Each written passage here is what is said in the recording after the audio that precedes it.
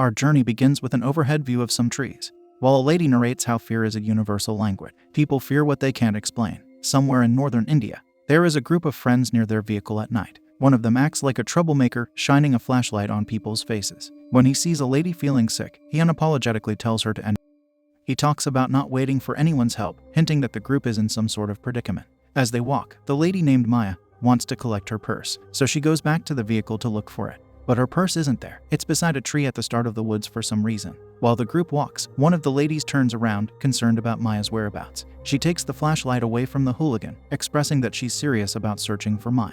In the process of searching for their missing friend, they become more worried about not finding her. Soon they come across tall grass, which they enter to continue their search. The group doesn't find Maya, and they exit into some circular area where no grass exists. There is something that looks like a small mausoleum there, though it could be something else. They hear banging coming from within, making them think Maya is inside. The goofy guy tries opening its door. Since it doesn't work, he tries using a rock. However, that also gets him nowhere. Then Maya comes out from the grass to rejoin them. This makes them wonder even more what is causing the banging from within the odd structure. The group decides they don't want to stay there to find out. Therefore, they run away. The next scene is a huge contrast from the introduction. We are now in Los Angeles, 2 weeks before the event we just observed. A man named Jay occupies a studio room with several musical instruments. As he takes the cover off a keyboard, he sees a note lying on the keys with the title, Missing Girlfriend. On the back, there is a small message telling Jay to pick her up at 6 o'clock. The man smiles reading it. After that, we see a place that looks like a children's hospital. The physician, Amy, is there tending to a child. We find out she is the one who was narrating in the beginning. Amy narrates again, saying she overcame her fears by embracing science, helping her in understanding the unknown. According to her, everything can be explained. Shortly after, Jay enters a room with no lights and calls out to whoever might be there. In a matter of seconds, the light turns out and people surprise him. Amy is there, holding a cake for Jay. She is the girlfriend who left him the note. We find out that the couple plans to go to India soon, and Jay is very excited about it since he is from that country. Amy then says something in Hindi, and Jay points out how she said it incorrectly. 2 days later, the couple arrive in India. While driving around, they get to see the locals. Amy wears a smile on her face, and so does Jay. Eventually, some workers cross the road and they are wearing masks on the back of their heads for some reason. The couple doesn't know what to make of it. Shortly after, they arrive at their resort. At the entrance, they are introduced to a man named Navin. He will be the couple's guide throughout their stay. He gives them a tour of the place. While doing so, he mentions he lives near the river and it's the only village in the area. Jay asks if they have internet there. Navin responds by explaining how they want their visitors to connect with nature at the resort.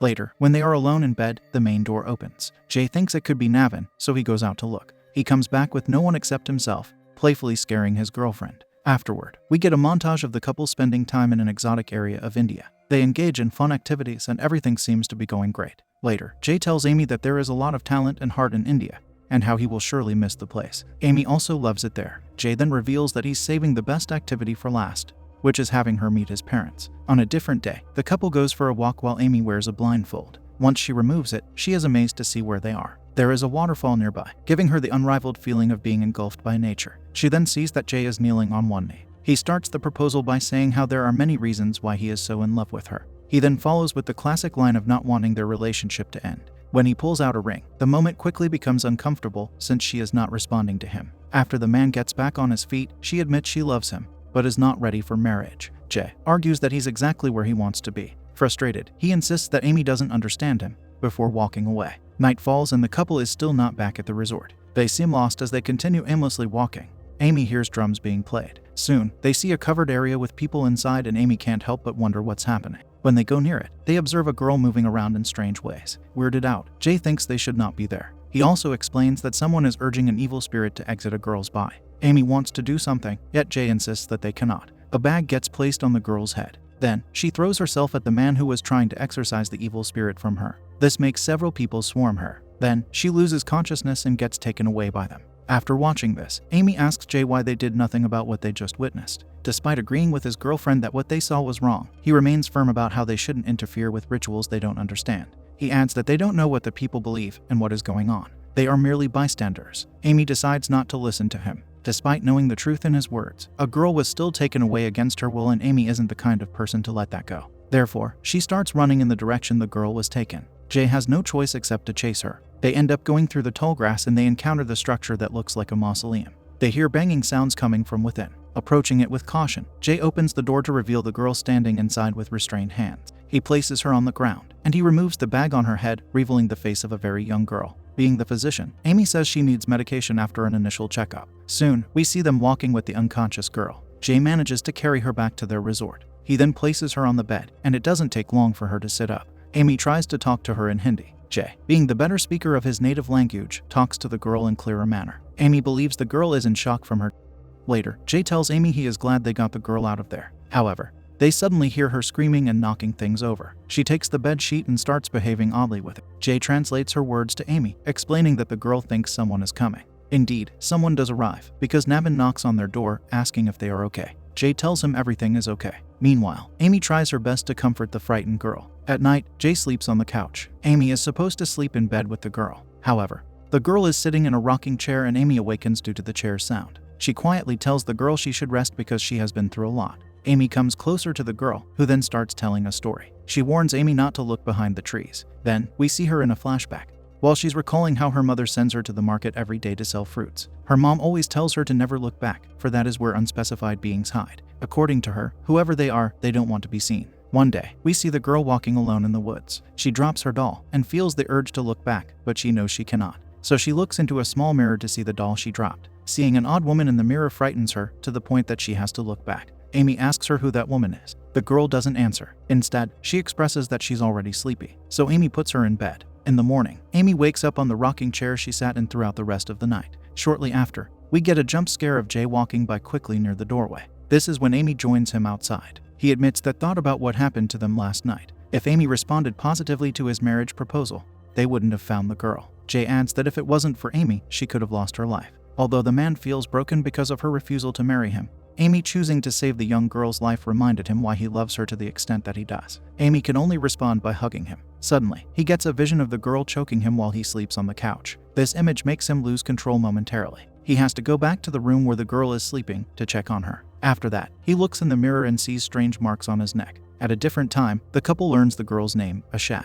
They notice her looking at the painting behind them, so they look at it too. Looking at it seems to give Asha the desire to go back to her parents. Amy then asks her if she remembers anything from last night. The girl doesn't reply. She simply asks to be taken to her parents. Alone together, the couple talks about Asha with growing concern. Amy believes she might have a mental disorder. Being a physician, she has seen enough patients recover from mental illness. She adds that an exorcism is never part of their treatment. Amy is starting to think Asha was put on a show. All she knows is that those people left Asha to perish, something that doesn't sit well with her. Amy needs some time to connect with the girl in order to understand what is going on. Additionally, she believes it is important to find her parents as well. Afterwards, the couple sees Asha touching the painting she looked at, and they don't know what to make of this behavior. Jay mentions Navin, who agreed to show him his village. Meanwhile, Amy moves closer to Jay, wondering what happened to his neck. Asha interrupts them by standing at the doorway. She whispers that no one is allowed to whistle at night because bad things could happen if one does. At that moment, we see an event from the past, wherein Asha is waking up near her mom. She runs outside and whistles. This causes that woman to emerge from the darkness coming toward her,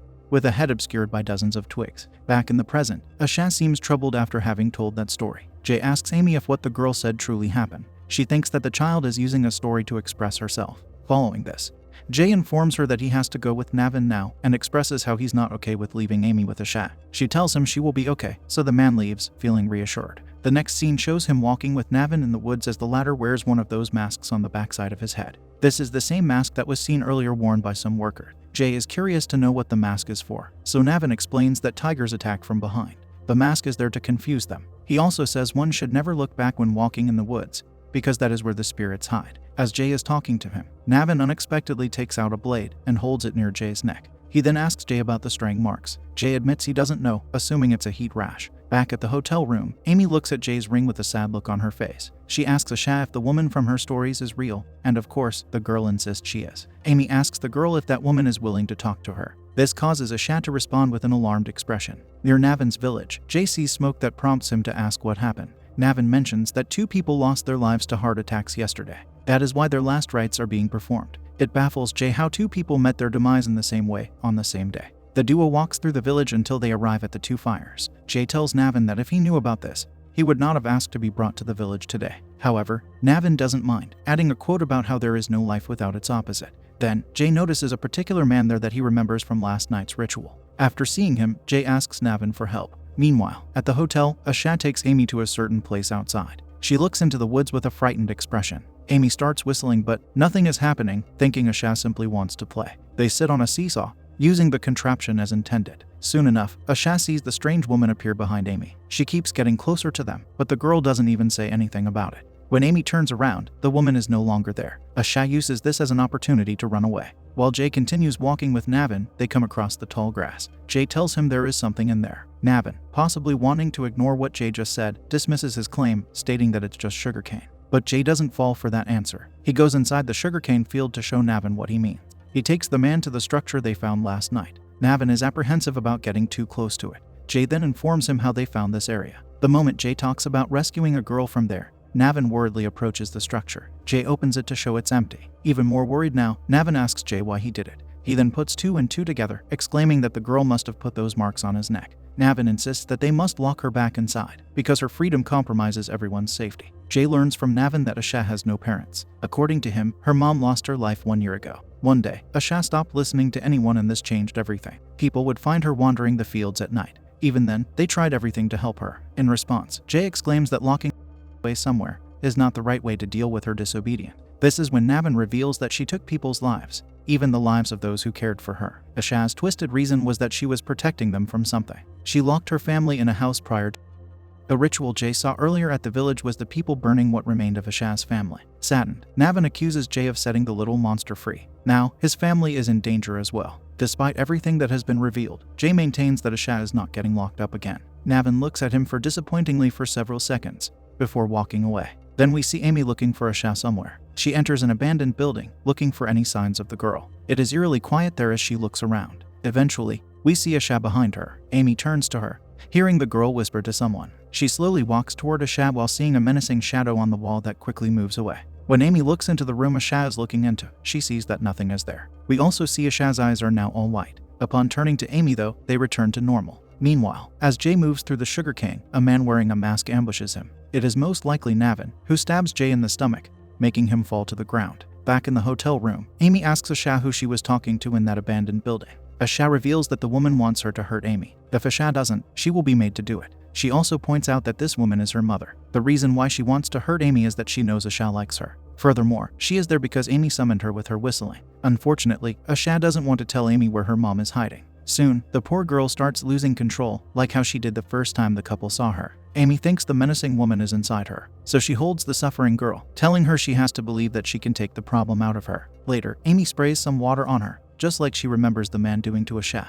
Then she holds 3 flowers upside down and waves them while saying, "May the spirit leave Asha forever." This movement also resembles what the man did at that ritual place. Afterward, Amy walks to the side, questioning what she is doing. At that moment, Asha moves around on the bed wildly. Returning to the troubled girl, Amy keeps trying to perform the exorcism on her however she can. After a short while, the possessed girl falls off the bed, wrapped in a bed sheet. Amy uncovers her head to tell the girl she is free now. Of course, she's not really certain if that's true, given her amateur exorcism performance. Shortly after, she listens to a message from Jay on her phone. He advises her to get out of there, stating how Asha destroyed her family. Hearing this, Amy becomes shrouded in worry. She slowly exits the washroom, only to see Asha moving rapidly on the rocking chair. Closing herself in the washroom, she calls Jay to start leaving a message. As she does, a loud noise causes her to drop the phone. Amy leaves the washroom to see what that was. What she observes is utterly inexplicable. A bunch of wood is in the room, especially on the bed. Scared, she searches for the girl. But soon, something seems to come at her, and she screams. In the next scene, Navin hurriedly enters her room.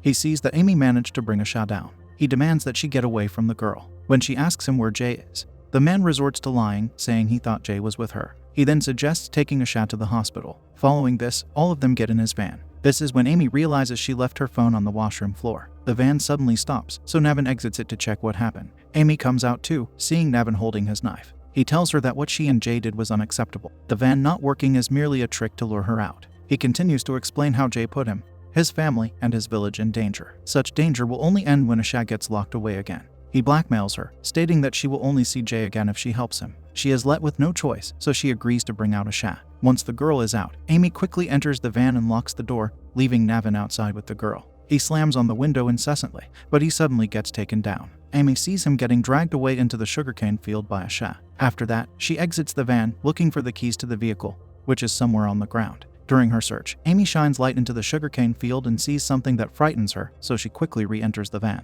but it doesn't offer her much safety since Asha rushes to the van, pushing the window down with her hands. Amy is forced to run into the sugarcane field. She briefly encounters the menacing woman there, prompting Amy to hide in the same place where Jay took Asha out. Something seems to take her there, something we don't see. Whatever it is, it lets out horrendous sounds. Outside the structure, Asha is there, telling Amy she is safe now because she won't let her mother hurt her. Amy is still alive, though desperately pleading to be saved.